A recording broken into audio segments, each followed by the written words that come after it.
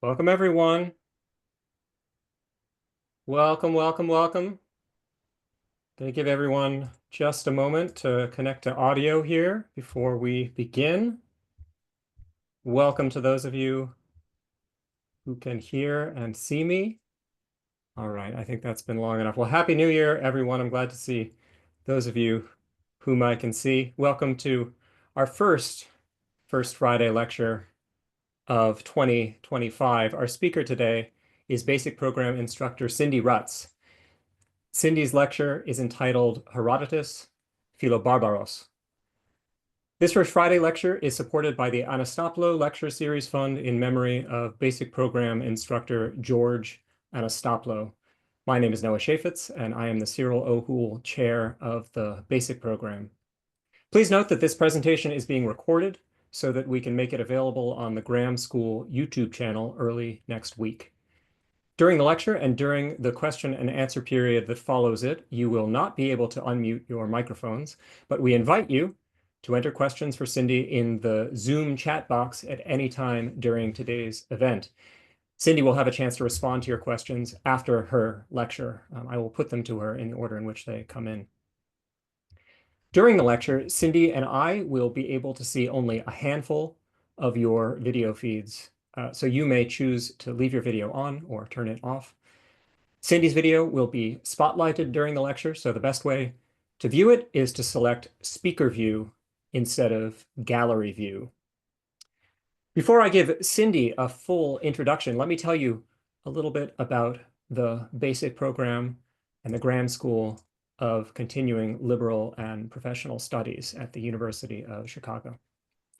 So along with the basic program, the Graham School offers an array of programming across the liberal arts, including our Masters of Liberal Arts program and our open enrollment courses, as well as a number of events and travel study opportunities.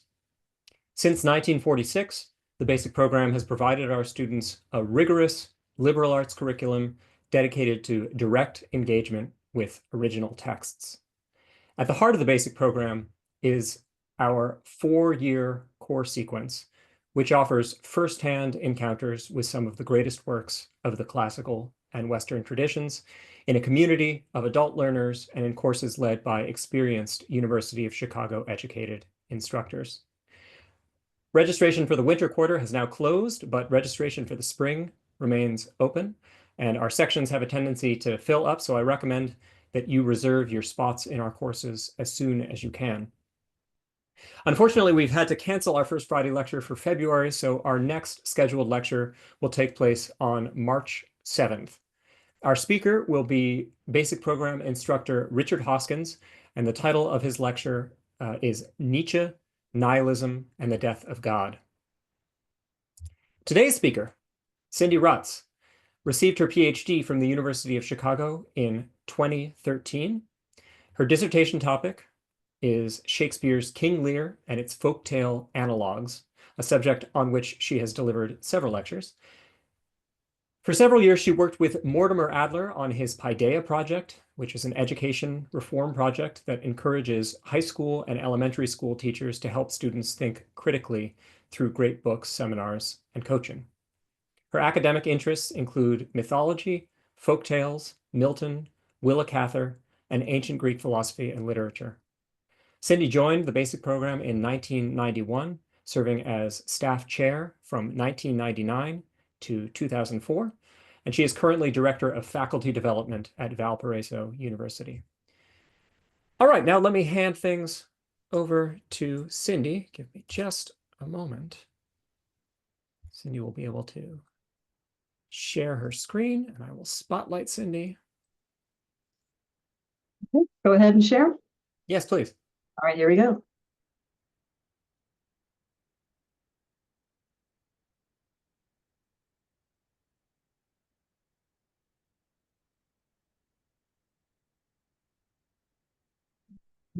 Back.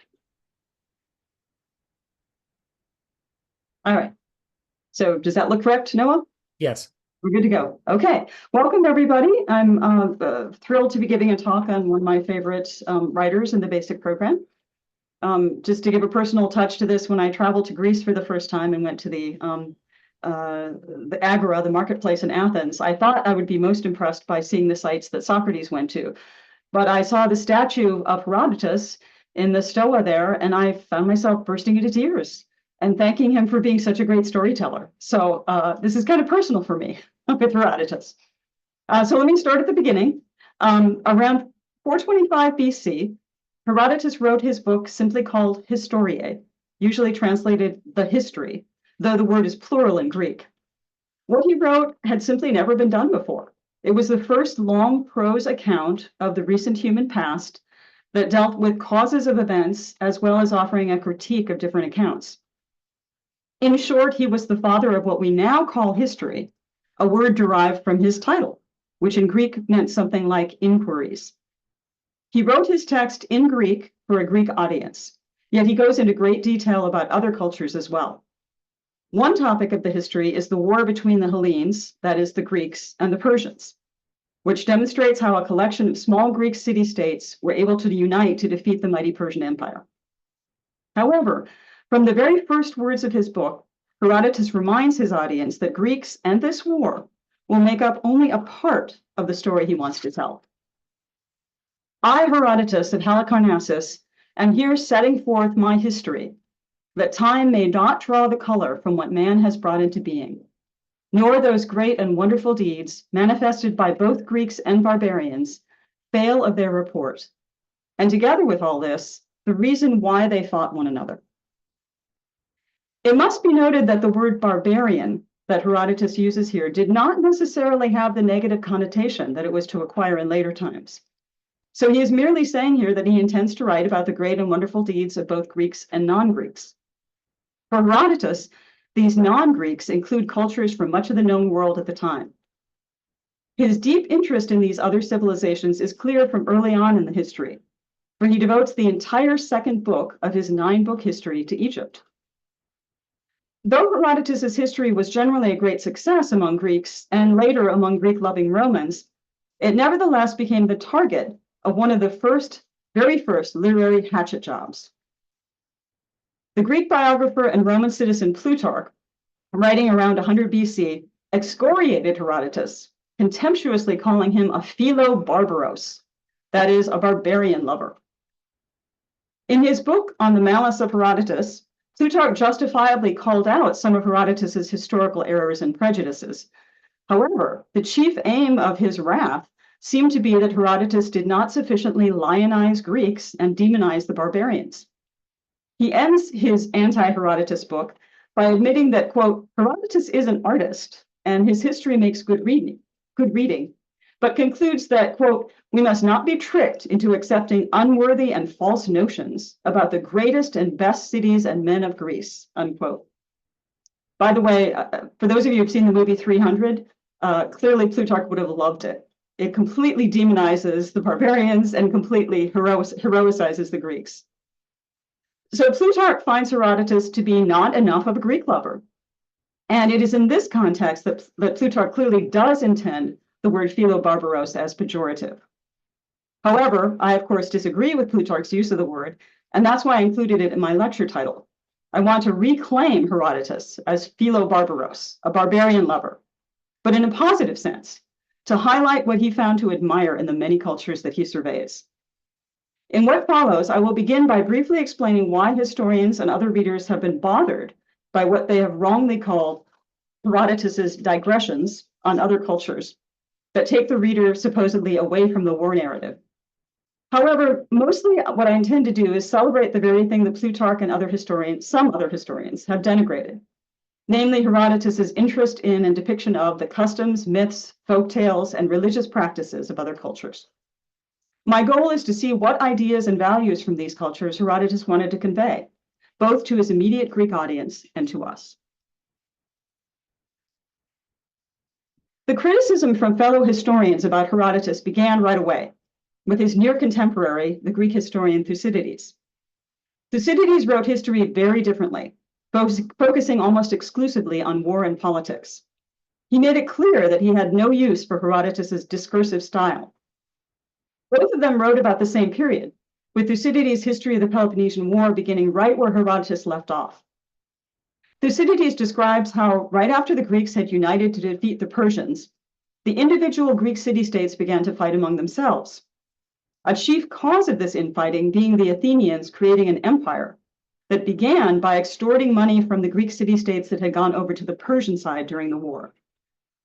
In the following famous passage, Thucydides describes his "just the facts, ma'am" theory of history. The absence of romance in my history will, I fear, detract somewhat from its interest.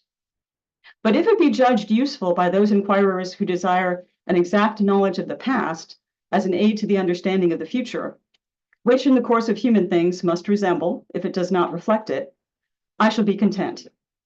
In fine, I have written my work not as an essay, which is to win the applause of the moment, but as a possession for all time. Thucydides implicitly criticizes writers like Herodotus, who include this kind of story romances just to please an audience. So he describes his job as historian as providing us with exact knowledge of the past so that we can use the knowledge to understand the future. This is a noble goal that many modern historians would assent to. However, in order to focus exclusively on exact knowledge, Thucydides deliberately leaves out customs, religion, and especially myths or legends, deeming those as mere romance. Instead, his history recounts primarily battles, speeches, and political debates. If your grade school or high school history classes were full of nothing but accounts of war after war, like mine were, then you can see that Thucydides won the argument about what history books should be like. I, for one, might have been a bigger fan of history if it had included, for example, the thrilling account of a family of ancient Egyptian tomb robbers, or a Babylonian queen's clever civil engineering projects, or the punishment that a eunuch extracted from the man who ruined his life by castrating him as a child. All of these romances in Herodotus are the very things that Thucydides and other historians have thought had no place in history. Indeed, it was not until the 20th century that historians really began to take seriously the idea of cultural history.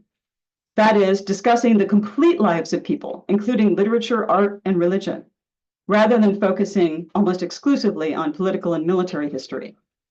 The acknowledged founder of this new school of thought, that is cultural history, is Jacob Burckhardt, who wrote that, quote, "All things are sources, not only books, but the whole of life and every kind of spiritual manifestation," unquote.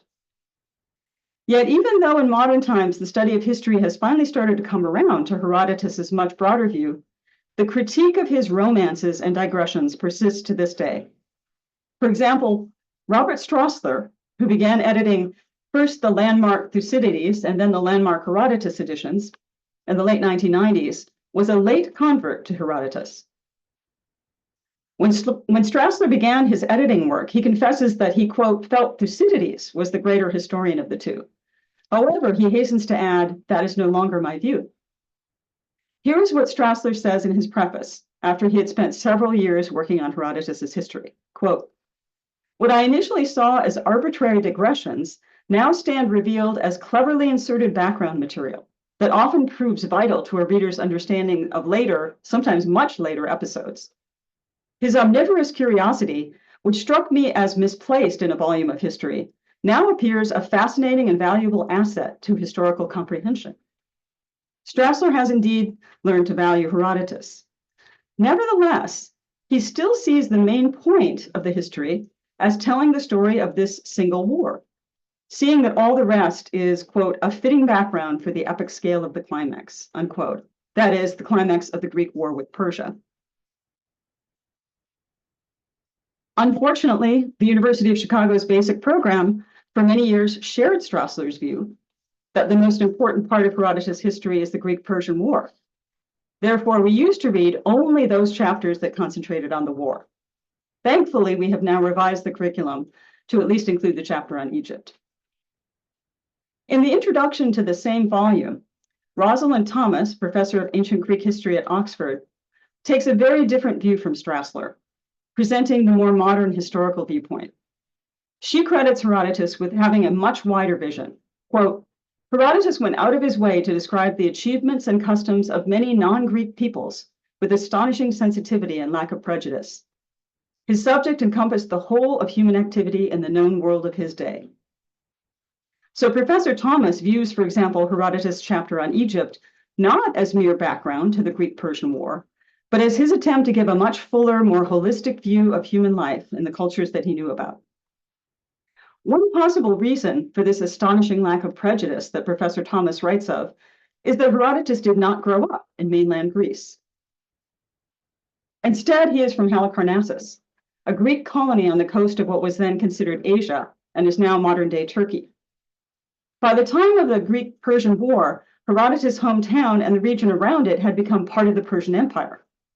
In fact, the queen of his hometown, Artemisia, fought on the Persian side in that conflict, and Herodotus clearly delights in extolling her exploits. Another reason for Herodotus' lack of prejudice is his extensive travels. Within the text, he recounts some of his firsthand observations so that historians presume he traveled widely.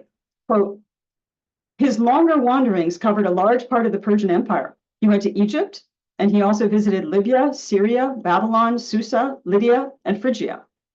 He journeyed up the Hellespont, now the Dardanelles, to Byzantium, went to Thrace and Macedonia, and traveled northwards beyond the Danube and to Scythia eastward along the northern shores of the Black Sea, as far as the Don River. These travels would have taken many years. The wider vision that Herodotus gained from his travels, he tried to convey to his Greek audience. So in the name of telling them about great and wonderful deeds, he was educating them and us about the customs, geography, and religion of these faraway places. In doing so, he hoped to divest his audience of their cultural myopia and to help them see that their ways were not the only ways or even the best ways. So let us now begin with Herodotus' account of Egypt, the only culture to which he devotes an entire book of his history. Here he explains why Egypt was worth so much of his time. Quote, I'm going to extend my account of Egypt at some length here and give additional details about it, because this country has far more marvels and monuments that defy description than any other. Together with the contrary nature of Egypt's climate and its unique river, the manners and customs established by the Egyptians are, at least in most respects, the complete opposite to those of other people. Even today, we remain enthralled by Egypt's ancient culture and monuments, so we can understand why Herodotus told of its marvels. However, his real focus is to show his Greek audience an example of a culture that does things very differently from them. He goes on to recount a list of Egypt's manners and customs that are the complete opposite to the way the Greeks do things. Quote, for example, the women of Egypt go to the marketplace and sell goods there, while their men stay at home and do the weaving, which they also do differently from other people, who push the woof up from below while the Egyptians push it down. Here, the men carry loads on their heads and the women bear them on their shoulders. Women urinate standing up, men sitting down. They ease themselves inside the house, but eat out in the streets, and justify this with the explanation that one ought to take care of base necessities, in private, but those that are not base in public, unquote. Notice how Herodotus begins his account of opposite customs with a description of the different tasks of men and women. Already we see a tendency in him to tweak the noses of the Greeks who had set ideas about the roles of men and women. No Greek aristocrat would ever have let his wife anywhere near the marketplace, the Greek agora, and weaving was most definitely considered women's work. Not so for the Egyptians. Herodotus is also not above noticing that not only do the Egyptians urinate differently, but they have a very reasonable explanation for why it should be done in private, not in public. Thank goodness we moderns have followed the Egyptian, not the Greek model in this regard. Herodotus goes on to cite other of their opposite customs, such as kneading dough with their feet, but lifting mud and dung with their hands. Finally, he talks about writing. Quote, the Hellenes write letters and calculate numbers by moving their hand from left to right, but the Egyptians write their letters and numbers from right to left. What's more, the Egyptians claim that their method is the right one, and the Greek a left-handed one. Here too, Herodotus enjoys exploding Greek and Egyptian prejudices that their own way of writing must be the right way. As we shall see, this is only one of many places where Herodotus enjoys showing that each culture considers their own way of doing things the correct way. Later on in his account of Egypt, Herodotus demonstrates to his Greek audience their limited view of historical time compared to the careful record-keeping of the Egyptian priests. Here is his account of the generations of the Egyptian pharaohs. Quote, "The Egyptians and the priests showed me that from the first king to the last one mentioned, there had passed 341 generations of men. Now, 300 generations of men is equivalent to 10,000 years, since there are 3 generations of men in 100 years. And 41 remaining generations in addition add up to 11,340 years. And they said that in all of those 11,340 years, no god had ever appeared in human form." Note how Herodotus stresses here what for Greeks would have seemed like vast stretches of time. But besides educating Greeks about the long span of human history, Herodotus is also poking fun here at the Greeks' tendency to find a god somewhere in their genealogy. As many of you know from reading the Iliad, famous Greeks regularly asserted that they were descended from a god just a few generations back. Herodotus is ridiculing that practice by telling us that in 11,000 years, not a single god in human form appeared in any Egyptian genealogy.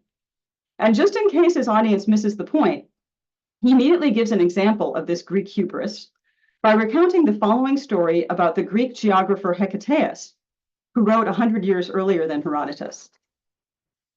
Quote, "Hecataeus, the author, had traced his own genealogy, connecting his lineage to a god in the 16th generation before him, and had then gone to Thebes in Egypt, where the priests gave him the same tour they gave me. They responded with their own extensive genealogy to Hecataeus's claim that his lineage could be traced back to a god in the 16th generation. They refused to believe that a human was ever born from a god, and they gave their own genealogy as support for this assertion." Without actually siding with the Egyptian view here, Herodotus certainly calls into question the Greeks' claims to be descended from gods. Yet Herodotus himself will go on to list just such Greek genealogies. For example, he gives the genealogy of King Leonidas, the leader of the 300 Spartans who guarded the pass at Thermopylae. This list shows Leonidas to be descended from the famous demigod Heracles in the 20th generation. However, armed with this story about Egyptian record-keeping, we are now inclined to view such genealogies with a healthy dose of Egyptian skepticism. Another way that Herodotus uses his history to educate Greeks about other ways of thinking is to offer alternative versions of stories that the Greeks knew quite well. One example of this is the Egyptian account of Helen of Troy, in which Helen never makes it to Troy at all. In the version that the Egyptian priest tells, Paris abducts Helen and steals other property from her spouse Menelaus. But on the way to Troy, a storm wrecks their boat on the Egyptian coast. His fellow sailors then denounce Paris's actions to the local magistrates, and finally the pharaoh, Proteus, learns of it. The pharaoh chastises Paris, confiscates all the goods he stole from Menelaus, including Helen, and then sends Paris on his way alone. The pharaoh also declares that he will keep Helen and the other stolen property safe until her husband can come to claim her. Meanwhile, the Greek army goes to Troy seeking Helen. When they demand her return, quote, "The Trojans said that neither Helen nor the property they demanded was located in Troy. All these were really in Egypt," they said, "and so it would be unjust for them to pay a penalty for what Proteus, the Egyptian king, had in his possession." And so the Greeks, thinking they were being mocked, besieged Troy until they captured it. But when they had taken the city and were unable to find Helen there, the Greeks remembered the story that they had been told before, and now believing it, sent Menelaus off to Egypt. Herodotus goes on to say that he agrees with this Egyptian version of events, contra Homer's account, on perfectly rational grounds. Quote, "Considering that if Helen had been in Troy, the Trojans would certainly have returned her, whether Paris concurred or not. For neither Priam nor his kin could have been so demented that they would have willingly endangered their own persons, their children, and their city, just so that Paris could have Helen." Unquote. Herodotus speculates that Homer probably knew this version of events, but that, quote, "since it was not appropriate for epic composition as the other version, which he adopted, he rejected it." He then quotes several passages from the Iliad and the Odyssey that hint at both Helen and Menelaus having spent some time in Egypt. One can only imagine the shock, or perhaps the thrill, of a Greek audience for the first time hearing this alternative version of the events of their two great epic poems. It would have been a useful reminder that Homer's epics are poems, not history, and not sacred scripture, and that these same events can be viewed very differently depending on who is telling the story. Herodotus further illustrates his cosmopolitan viewpoint in one of the most famous passages in the book, in which he concludes that custom is king. In this passage, Herodotus is describing what he deems to be the unacceptable behavior of the Persian king Cambyses.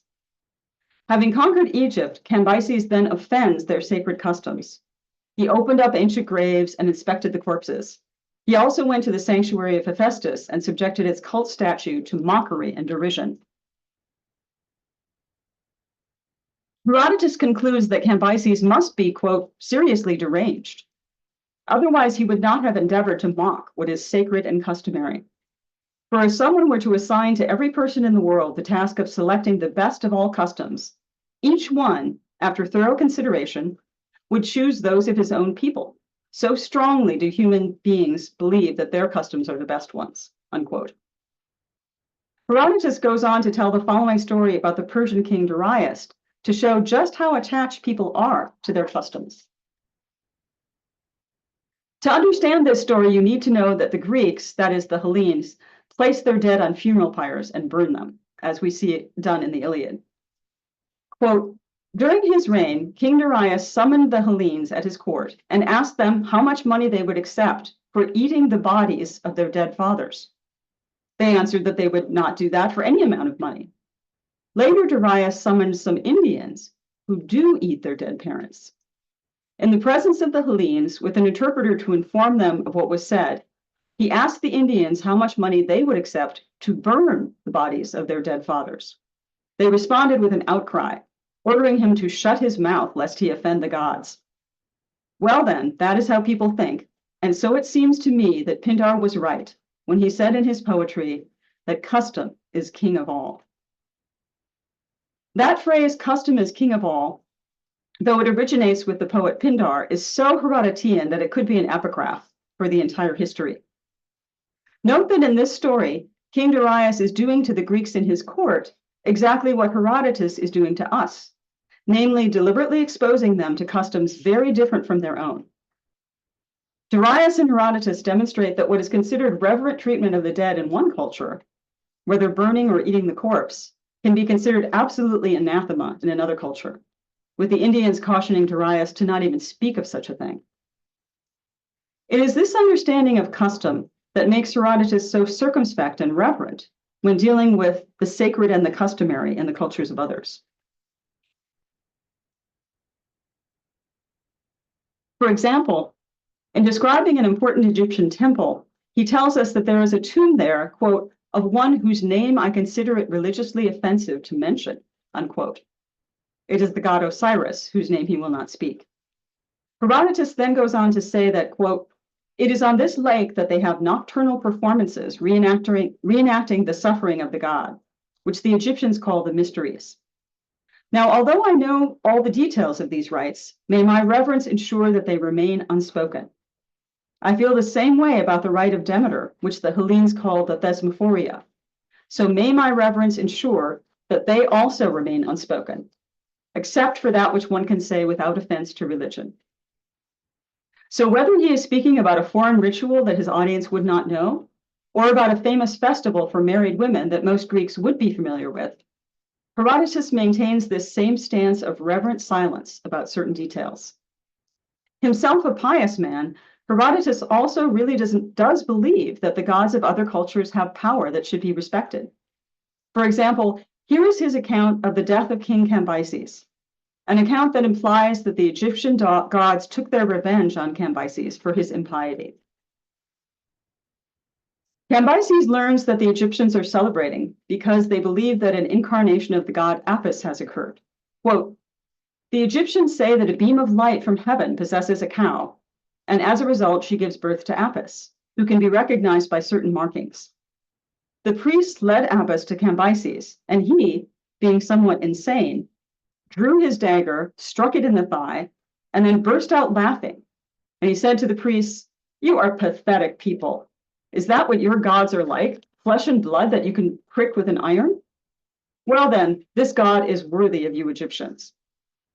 Having said this, he instructed his men to give the priests a good whipping and to kill any Egyptians they could find celebrating. And Apis, suffering from the gash in his thigh, grew weaker and weaker lying in the sanctuary until he died of his wounds. The priests buried him secretly so that Cambyses would not know of it. This tale reads like a Greek tragedy, in which Cambyses' massive hubris would be deservedly punished before the play is over. This tragic tone is no coincidence, for Herodotus was reading his histories aloud in Athens during the same era in which some of the greatest Greek tragedies were being performed there. So it is not surprising that Herodotus later gives us a finale in which Cambyses suffers just what he had inflicted on the god. After conquering Egypt, Cambyses and his army are in Syria when he learns that his throne has been usurped. Quote, he leapt upon his horse in a fit of exasperation at his misfortune, intending to lead his army immediately against the usurpers. But as he jumped up, the tip of his sword's scabbard fell off, and the bare blade stabbed his thigh in the very spot he had earlier struck Apis, the god of the Egyptians. Later, when his bone became gangrenous and the flesh of his thigh decayed, Cambyses, son of Cyrus, died after reigning a total of 7 years and 5 months, unquote. In this story, Herodotus merely mentions that Cambyses was wounded in the same place as he had struck the god, leaving us to perhaps assume the Egyptian gods had something to do with this. In other stories, Herodotus is much more direct in showing how the hubris of one of his protagonists leads directly to their downfall. Note that Herodotus always refers to the cow struck by Cambyses as Apis, quite simply accepting the account given by the Egyptian priests. However, he realizes that his Greek audience may well be more skeptical, so he advises us all to take what we find useful in these stories and leave the rest. His words on this subject will serve as a good finale to this account of Egypt. Quote, well then, let these accounts told by the Egyptians be put to use by anyone who finds such things credible. My entire account is governed by the rule that I write down precisely what I am told by everyone, just as I hear it. Another way that Herodotus likes to educate his audience is by focusing on the greater role that women held in some other cultures. Athens, like many Greek city-states, did not permit women rulers. Indeed, in Athens, women were not even considered citizens. But when Herodotus was growing up in Halicarnassus on the coast of Asia, his city-state was ruled by a woman, Queen Artemisia. I mentioned earlier that Artemisia fought on the Persian side against the Greeks in the war that Herodotus was chronicling. He depicts her as a brave and canny admiral of her fleet. But when the Athenians learned that there is a woman leader among the Persian forces, quote, orders to capture her were given to the Athenian triarchs, and a prize of 10,000 drachmas was offered to whoever captured her alive, since they considered it a disgrace that a woman should wage war on Athens, unquote. Perhaps inspired by his own intrepid queen, Herodotus seems to delight in telling tales of powerful women in non-Greek cultures. For example, he writes about 2 queens of Babylon who initiated grand engineering projects. Queen Semiramis, quote, created the spectacular dikes one sees throughout the plain. Before the dikes were constructed, the river regularly flooded the entire plain, unquote. But even greater was the queen who came after her, Queen Nitocris, who, foreseeing future aggression from the Medes, quote, took as many defensive precautionary measures as she could. First, she diverted the river Euphrates, which had been flowing straight through the center of the city. Then she created dikes on each bank and dug an artificial lake so that, quote, navigation into Babylon would proceed along a meandering course, and travelers would face a long detour around the lake itself. In writing about these powerful women, Herodotus also enjoys telling stories in which they outmaneuver men. The basic program students in the audience may recall that King Xerxes, leader of the Persian expedition against Greece, was so impressed with the exploits of Queen Artemisia that he says, quote, my men have become women and my women men, unquote. So of course, Herodotus can't resist telling the story of how the Babylonian queen Nitocris made a fool of the Persian king Darius. Here is the tale. Quote, She had a tomb for herself built in midair above the portal over the most frequented gate of the city, and had this inscription engraved on the tomb: "If any king of Babylon who comes after me needs money, let him open this tomb and take as much money as he wants.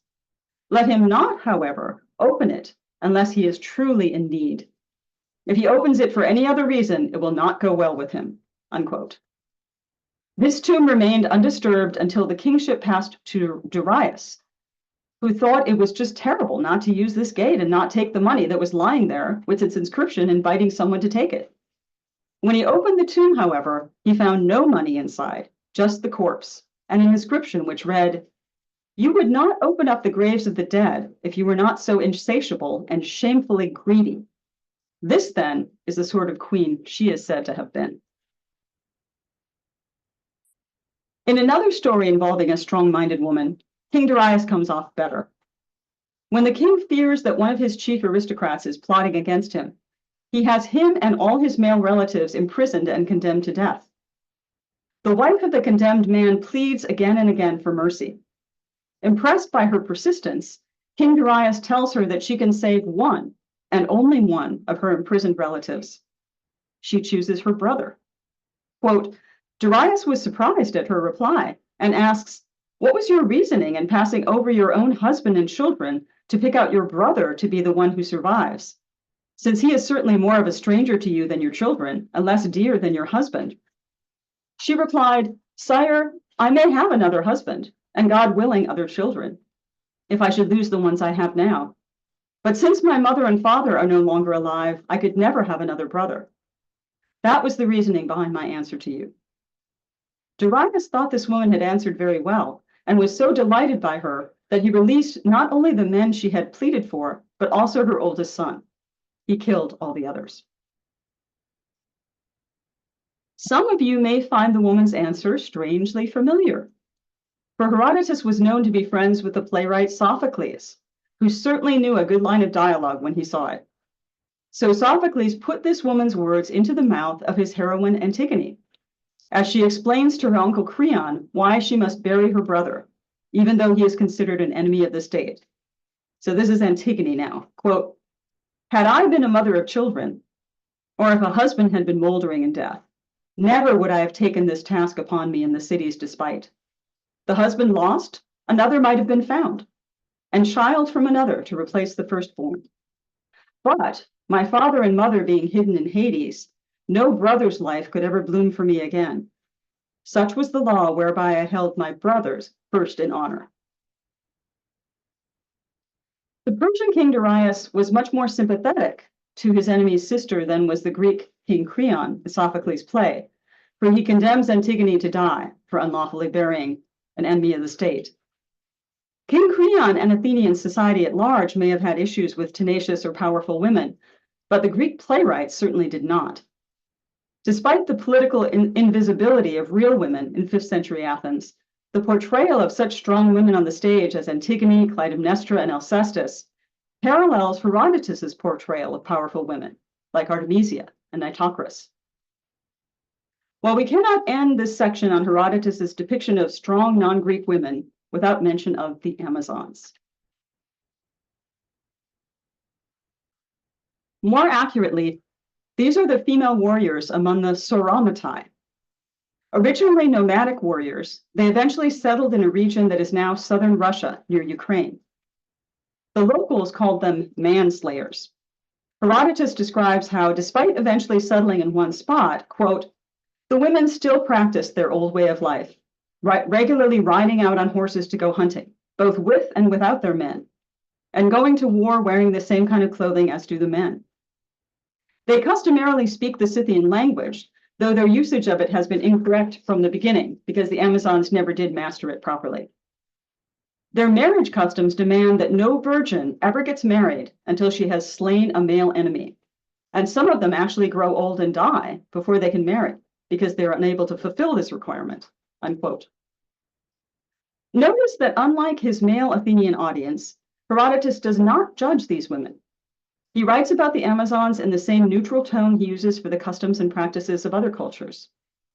I like to think that perhaps Socrates was paying attention to Herodotus' stories, and that is why in his imaginary city in the Republic, outstanding women are educated and serve alongside men as the warrior guardians of the city. However, Socrates, like Herodotus, realized that this radical idea was unpalatable to his young Athenian followers, which is why he posits this vision of sexual equality in an imaginary republic, not a real one. However, archaeologists have indeed discovered the graves of female warriors all over the region described by Herodotus, so we have good reason to believe that the society of equals did in fact exist. Besides telling such tales of individual men and women matching wits, Herodotus also tells stories about cross-cultural encounters, such as the one I told earlier concerning the Indians and the Hellenes' different views about death.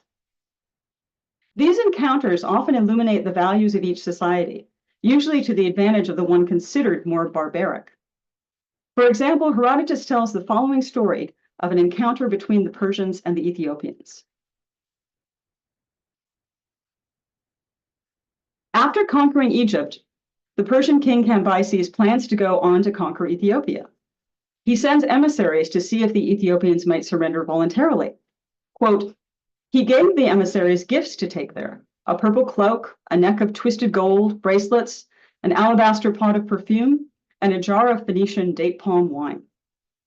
The Ethiopians to whom Cambyses sent these gifts are reputed to be the tallest and most beautiful of all peoples. It is also said that their laws and customs are different and completely unlike those of anyone else, particularly in respect to their kingship, for they select the tallest of their men who possesses strength to match his size to reign as their king, unquote. The emissaries present the gifts, saying, Cambyses, king of the Persians, wishes to become your friend and ally, and has sent us here with orders to talk with you and present to you these gifts, which are the things he himself enjoys most. However, the Ethiopians are not fooled, and they accuse the emissaries of being spies, which they are. First, they tell them to chastise Cambyses for attempting to, quote, force people who have not harmed him into slavery, unquote. Then they send a large bow back to Cambyses, telling him to make war on them only when, quote, the Persians can draw a bow as large as this one, unquote. Then the Ethiopian king proceeds to denigrate the gifts they have brought. Quote, picking up the purple cloak, he asked what it was and how it had been made. The emissaries told him the truth, explaining the purple dye and the dyeing process. And he responded by saying that those people were deceitful and so were their cloaks. Next, he asked about the gold, the twisted necklace, and the bracelets. As the emissaries described these items as jewelry, the king burst out laughing. He had thought they were shackles, and he told them that among his people, shackles were stronger than these. Third, he asked about the perfume. When they had reported to him how it was manufactured and used for an ointment, he gave the same comment he had given about the cloak. But when he came to the wine and learned how it was made, he found great delight in the drink. For at least in this one respect, he admitted that his own people were inferior to the Persians. Next, the Ethiopian king, upon learning that the Persians eat bread and that the average lifespan is 80, replies that, quote, it was no wonder they survived only a few years if they subsisted on manure, and they would not even be able to live that long if they did not restore themselves with drink, pointing to the wine. The king reports that, quote, most of his people lived to the age of 120 years, and some even surpassed this age. Their food, he said, was boiled meat and their drink was milk, unquote. Some of you might recognize here the origins of the paleo diet. The Ethiopian king goes on to show the emissaries their prisons, quote, where prisoners were all bound in shackles made of gold. For to these Ethiopians, the rarest and most highly valued metal of all was copper, unquote. When the ambassadors return and report back to the Persian king, Cambyses, he is enraged and decides to attack the Ethiopians. However, through poor planning, his army runs out of supplies and he is forced to retreat. I have reported this story at such length because it is emblematic of many that Herodotus tells about encounters between a powerful and supposedly more cultured society and another which they consider inferior. Yet again and again, Herodotus shows that these small independent states have advantages of their own, and that they often disdain what the supposedly more advanced culture has to offer. These independent states are often amazed that this more powerful group seeks to take them over, A favorite example of this will be familiar to some of you. When the Persian king Cyrus tries to expand his empire far northward to the country of the Masagatai, modern-day Uzbekistan, he starts to build a bridge of boats to cross the river that lies between. The Masagatai queen, Tamaris, another of Herodotus's powerful women rulers, tries to dissuade him. Quote, "King of the Medes, stop. Be satisfied with reigning over your own people and endure the sight of me ruling over the subjects that I have now. However, I assume that you will not follow my advice, as you would find anything preferable to living in peace. Well, if your heart is so strongly set on a trial of strength with the Masagatai, come on then, and we shall oblige you." Queen Tamaris goes right on to not only defeat Cyrus's army, but also to kill Cyrus, bathe his head in blood, and thereby end his expansion of the Persian Empire into her territory. For Herodotus, and down to our own day, so much of global politics could be summed up by Queen Tamaris's statement. Clearly, Vladimir Putin, like King Cyrus, could not be satisfied reigning over his own people and enduring others to rule over theirs. This trope of a small but courageous society defeating a far greater empire is, of course, the theme of the entire book. The small Greek city-states are able to unite and defeat the mighty Persian Empire. But Herodotus is much more interested in how someone like Cyrus defeats himself by expanding too far and tangling with people who are defending their own territory. He returns to this theme at the very end of the book. Herodotus's final story in Book 9 goes back to an earlier time when Cyrus was just beginning his reign. One of his men proposes that the Persians should move out of the dry land they occupied and into one of the territories they had conquered, taking a better land. Cyrus did not regard, quote, "Cyrus did not regard this as a wonderful proposal. He did tell them to carry it out, however, with the recommendation that as they did so, they should prepare to be rulers no longer, but rather to become subjects under the rule of others. This was so, he said, because soft places tend to produce soft men. For the same land cannot yield both wonderful crops and men who are noble and courageous in war." And so the Persians agreed with him and departed, leaving him alone. They had lost the argument with Cyrus and chose to dwell in a poor land rather than to be slaves to others and cultivate the plains, unquote. Thus, Herodotus confirms his title of Philobarbaros by giving the last word of his history to a story about the Persians. This final anecdote can be read as a cautionary tale for both then and now.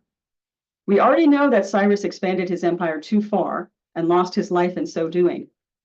Yet here he seems to understand that a people are strongest on their own home turf. But behind this story lurks Queen Tamaris's shrewd understanding of human nature, the knowledge that ultimately neither Cyrus nor future great leaders will be able to resist the siren call of expanding their power and their empire. So Herodotus ends his history with this warning against hubris, a warning to his Athenian audience, at that very time busily building the Athenian empire that was destined to fall, and a warning to us. But like Queen Tamaris, Herodotus knows human nature too well to believe that we will heed the warning, that we will choose to, quote, "dwell in a poor land rather than be slaves to others." So in conclusion, what does Herodotus want us to learn from these stories about the cultural practices, religion, and deeds of barbarian, that is, non-Greek societies? I hope that this lecture has demonstrated at least 3 lessons. First, Herodotus wants us to realize that other societies view their own cultural practices, however different from ours, as the right ones, and that therefore we should not denigrate or belittle ideas that are foreign to us. Second, Herodotus' stories about different cultural roles for women and men should cause us to question any assumptions we still have about what constitutes women's work, or men's work for that matter, either in the past or the present. Finally, his stories about dramatic encounters between very different cultures should teach us that power does not always lie in numbers, and that societies with divergent values can often be superior in surprising ways. In a word, Herodotus may be one of the first cosmopolitans in the West, and he urges us too to become philobarbaroi, that is, appreciators of other cultures. The end. Fantastic. Thank you, Cindy. That was great. I have 2 questions here from our members of the audience. If anybody else would like me to put your questions to Cindy, there is still time, so please type them into the chat and I will add them to our queue. I say there are two questions, but the first one is a really big and challenging one, so I imagine you can do something with this. So this comes from Rachel Ing. Rachel says, I am curious if you have any thoughts about the seeming contradiction between Herodotus's structural insight of holistic history being more rhizomatic, digressive, and interconnected. That's the insight. So how can that be reconciled with his tendency to see causality as stemming from individual human action and motivation? Wow. I'm not sure I 100% understand the question. Do you want me So to read it again? I think so. Okay. Yes. It's tricky, so I totally sympathize. I had to read it a few times myself. I'm curious if you have any thoughts about the seeming contradiction between Herodotus's structural insight of holistic history being more rhizomatic, digressive, and interconnected, with his tendency to see causality as stemming from individual human action and motivation. Okay. I guess I don't necessarily see those two things as contradictory. I do believe he holds both of those beliefs that you just stated, that everything is connected, that if you really want to understand a culture, you have to understand their geography and their animals and their folktales and so on. And yet that human action, has an effect on history. Although you could also throw in the gods, because Herodotus is very fond of oracles and recites many occasions in which humans go to the gods for answers and base their actions on their interpretation of what the oracles have told them. So not just human actions, but also the gods seem to take a role in history as far as he's concerned. Thanks, Cindy. Okay, we have more questions coming in. Thank you to Dulce and Karen and looks like Norman. So the next question is going to come from Don Phillips. I suspect Don is trying to exert a little public pressure on you. So he says, Cynthia makes a compelling case for reading the rest of Herodotus. Are there plans, and he might have put this, are there plans for you to offer, again, the standalone course covering the full text sometime in the next few quarters? I might extend that to say few years. What do you think, Cindy? Any plans? Absolutely. I've probably taught the entire history 3 or 4 times since I've been in the basic program. You can probably tell that I think well enough of it that I think we should read the whole thing. And a couple of years ago, maybe Noah will remember this, the basic program was kind of undergoing a self-review where we asked ourselves if we were including readings that were inclusive enough, either in our core curriculum or in our extended courses. And one thing we did was review the books already on the program and asked, are there things in those books that we're not paying enough attention to? And so I gave a briefing on all of Herodotus and pointed out several things in these books that we don't read that I thought were really important. I thought that was going to be the lead into making me try to make the case to the staff that we should read all 10 books, or sorry, all 9 books. I didn't do that, but I am the one that made the proposal that we at least add the chapter on Egypt. So that's why we do that now. But I certainly, every few years, I'm going to teach the whole thing. And so Don, in a year or two, you and I will be together for a course on all of Herodotus. Fantastic. Lucky Don, and lucky you, Cindy. I love Herodotus's history so much. It's a total pleasure to read the whole thing.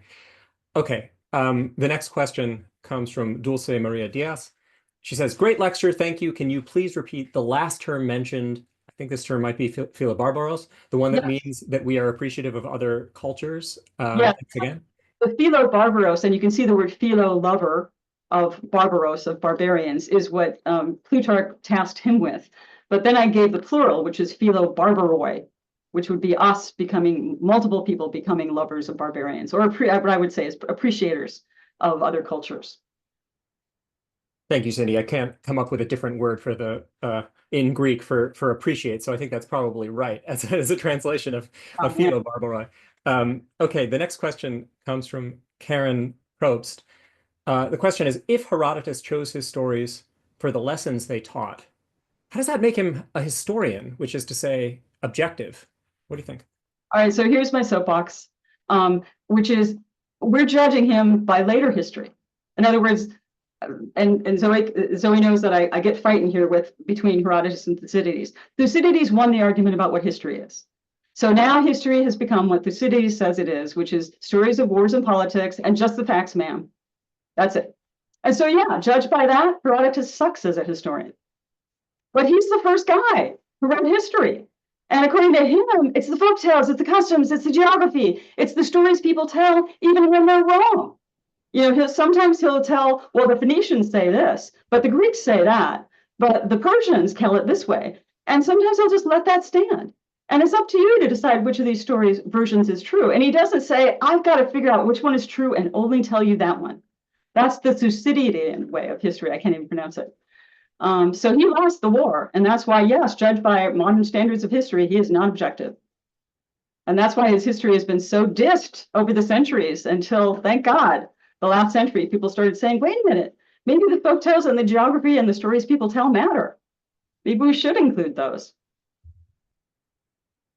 Cindy, I'm just going to amplify one small part of Karen's question. So Karen seems to ask, right, on your reading, Herodotus chose his stories for the lessons they taught. Do you think that that is compatible with his being a historian, either an objective historian or a historian generally? What do you think? Not compatible with his being an objective historian. And that's fine with me. And I wish there were more like him. Great. You would contest the idea that to be a historian is objective. If they included things like this. Yeah. I see. Great. Thank you very much. The next one comes from someone whose Zoom name is Geneva Norman. Might be Norman. I'm sorry if I'm not getting your name quite right. So actually, this is not a question. This is a comment, a compliment. So nice to give this one publicly. Well, you made me fall in love with Herodotus. Definitely not expecting that. So you've got another convert for that class coming up, Cindy. Okay. Here's a question from Zoe Eisenman, our director of academics at the Graham School, who has been running the show from behind the scenes today, as she does just about all days of life in the basic program. So do you get the sense that Herodotus has a favorite among the different cultures that he tells us about? And if so, why is it his favorite?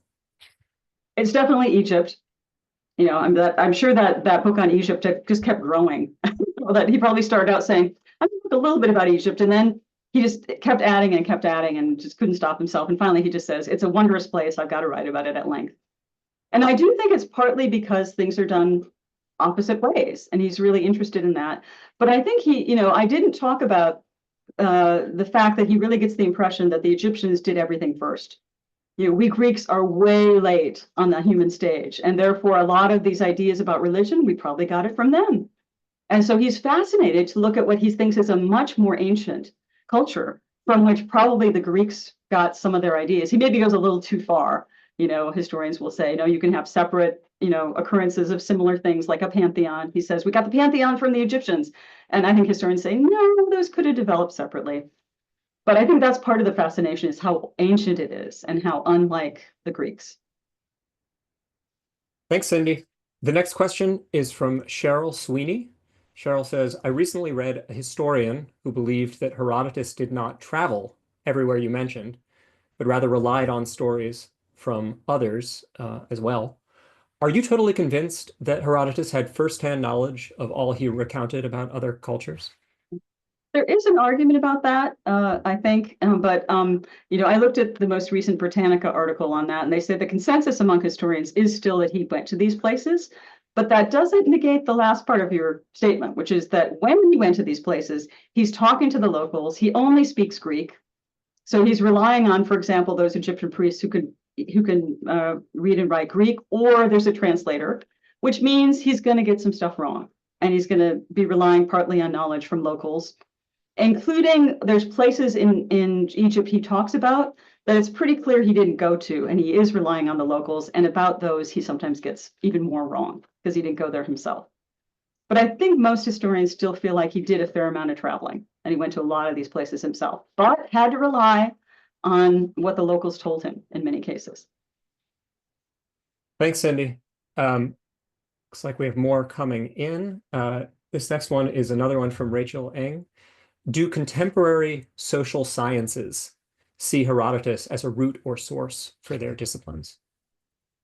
I don't know for sure, but I'm going to kind of say not. And here's why. Because colleges have become so specialized that even though I see and you see the connection, like, wow, you social scientists, clearly, Herodotus or geographers or others, they don't read him because he's a historian. So only the people in the history department read him. So I don't think they realize that a lot of the kinds of things he was interested in are the kinds of things they're interested in. Folklore studies, clearly, tied to Herodotus. Now, some of those folks do know because they go back far in time to find their stories. And then they go back and say, oh, Herodotus is the first one to tell the story of the clever thief, which occurs in Egypt, but it reoccurs in a whole bunch of other cultures.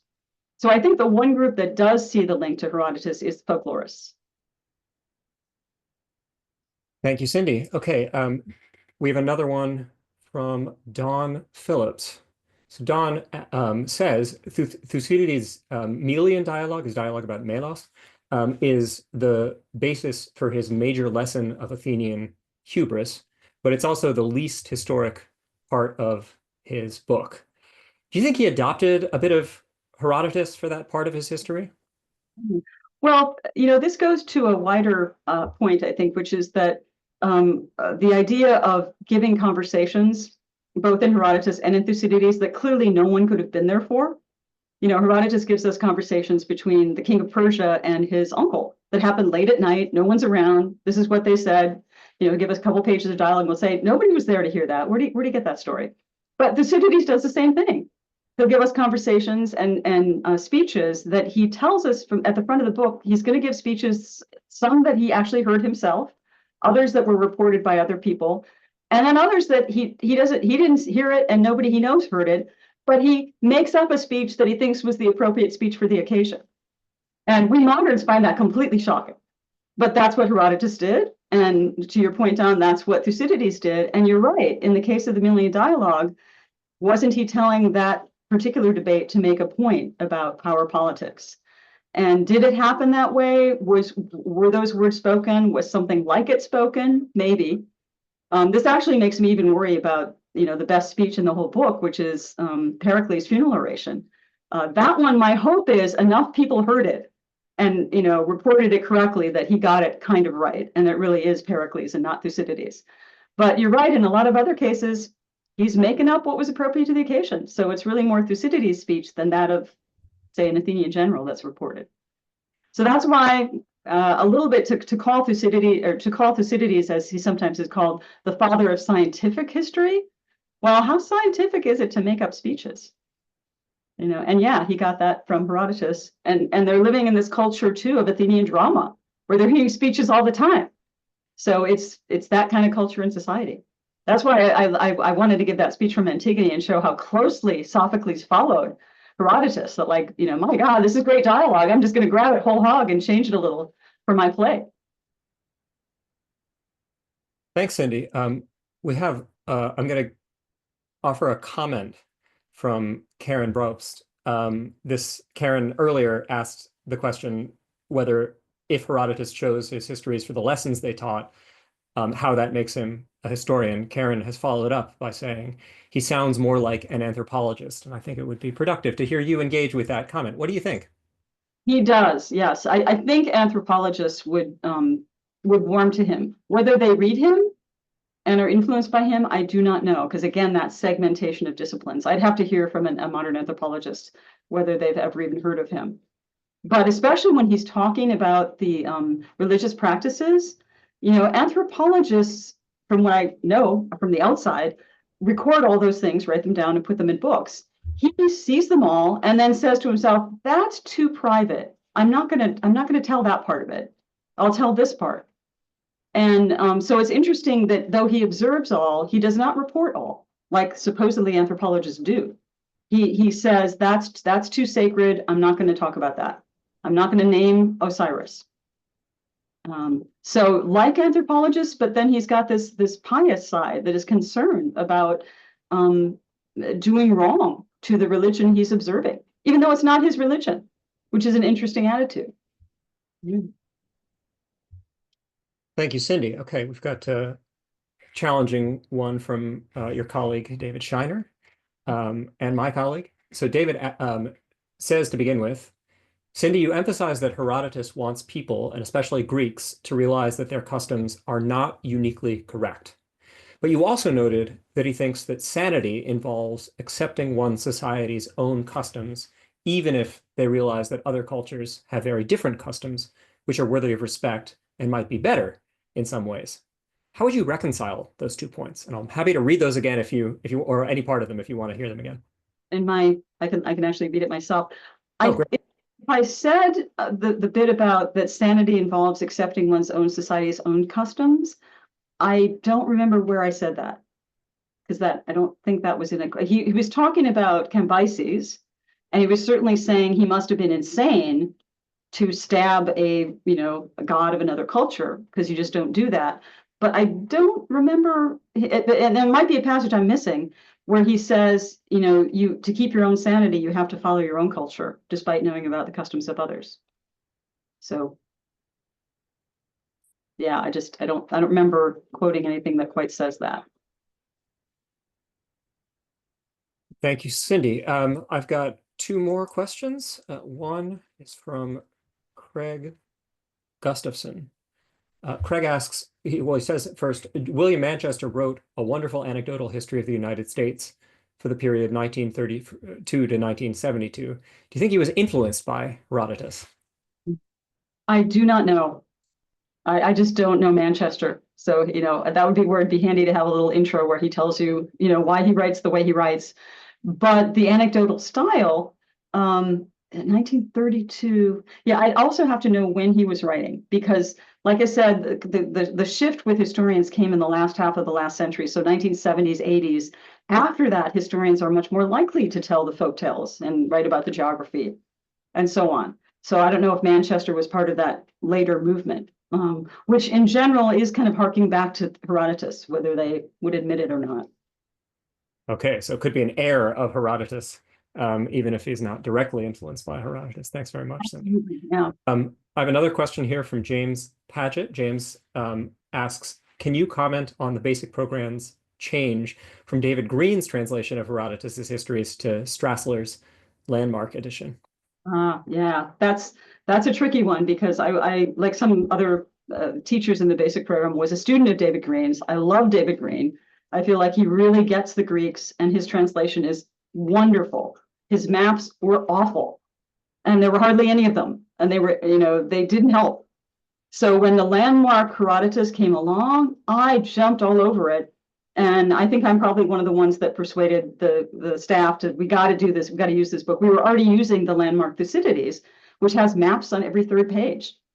And I just think it's immensely helpful. I mean, it's really, for one thing, it just cemented in my mind what it meant to be from Halicarnassus. Because of the maps, you can see literally that his city was engulfed by the Roman Empire. And they did have these allegiances over to the Greeks, but then, it had this. So, a lot of the physical geography that you see is really important, and wonderful appendices by historians. So those are just terrific additions. And if I could take David Green's translation and put it into the landmark Herodotus, that's what I would do, because I love the translation. But the help of all those maps and appendices and footnotes is really useful in the edition we're using now.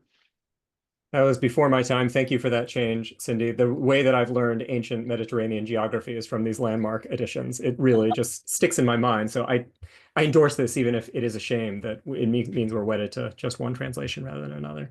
Yeah. All right. That is the end of our questions. So we should wrap things up. What I'm going to, in keeping with, speaking of custom is king, in keeping with the basic program custom, I'm going to ask all of you at this point to unmute yourselves so that we can all give a round of applause in the customary style to Cindy.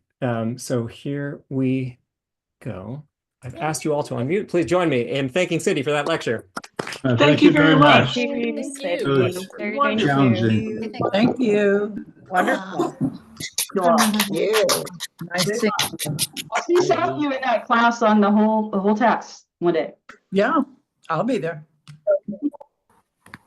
All right, thanks everyone for coming. We will see you all hopefully at the beginning of March and in basic program courses between now and then. Take care, everybody. Thanks, Thank Cindy. you. Bye-bye. Thank you. Bye.